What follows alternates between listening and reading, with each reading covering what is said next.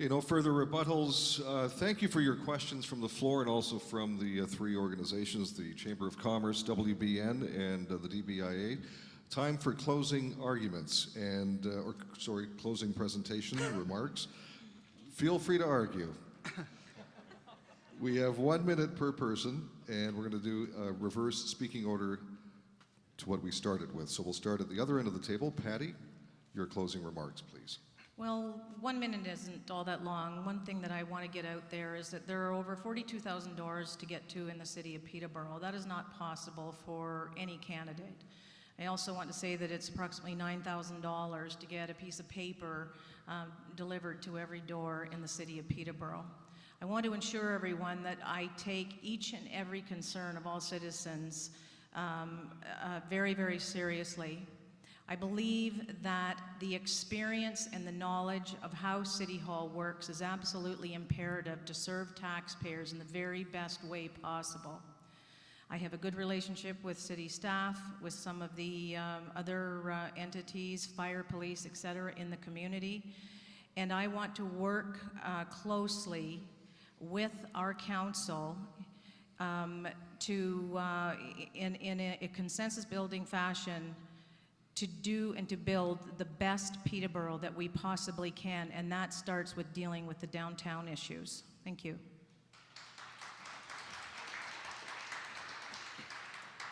I'd like to thank the Chamber of Commerce, the DBIA, and the Women's Business Network for putting this event on this evening.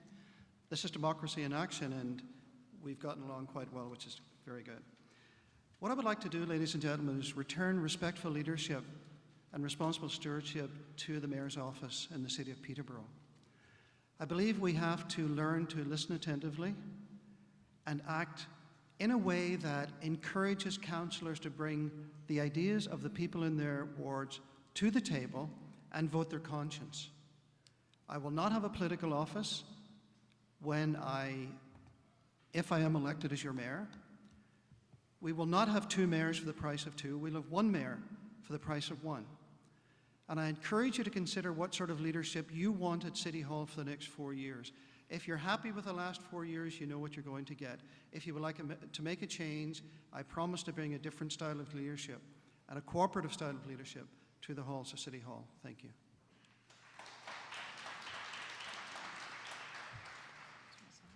And I too would thank everybody for being in attendance this evening. By your very presence, you're showing a keen interest in what's going on with municipal politics, and that's important to us all. People in the community have a very clear choice.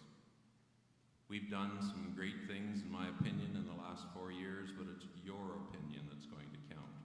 Look around your community. Has there been positive things that have gone on in the last 4 years? Are you looking for more positive things in the community? We can sit and bicker about what's wrong with the community, but we can also look at what has occurred and what will continue to occur.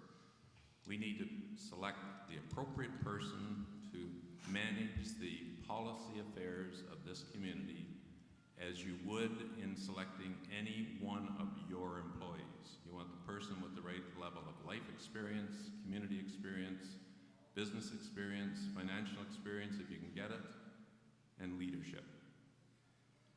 I endorse that. I endorse this community as being one of the finest in this country, and this country as being one of the finest in the world, and we'll continue to build on it. Thank you.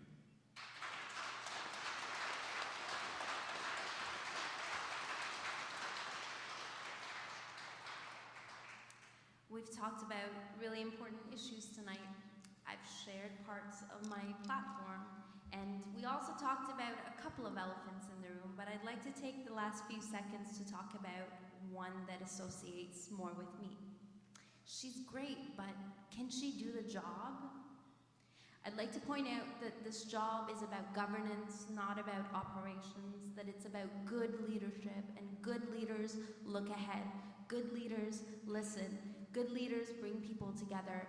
Good leaders know that it takes a lot of courage to make difficult decisions. And my whole life story is based on courage and making leaps of faith. And I'm bringing to the table passion.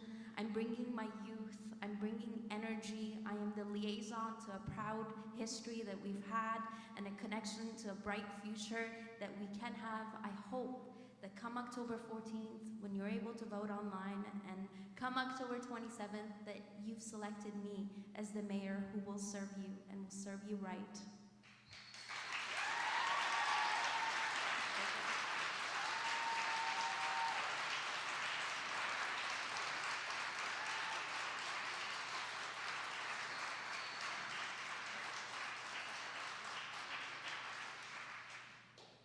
And Tom. Thank you, everyone.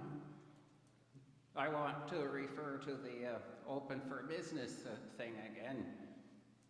Giving all the breaks to big business. John Kenneth Galbraith called that the horse and sparrow theory. Give all the oats to the horse and the sparrow will get some in the end. We have to work together to build a better city for everyone. Thank you, and I hope you'll vote for me on October 27th.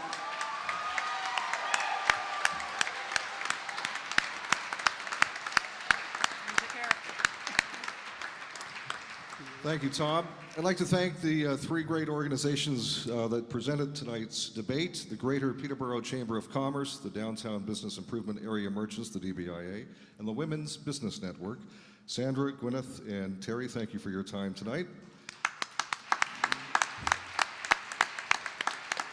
Whether you agreed with all of the candidates or not, you have to admit it takes guts to put your name forward and do what these fine folks are doing. So please give your mayoral candidates a big round of applause.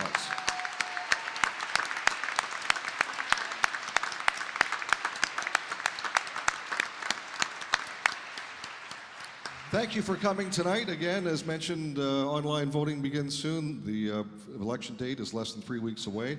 And if you haven't received your voter notification card, to contact City Hall, make sure you're on the voter list. Thanks for coming tonight. Drive safely on the way home. Thanks.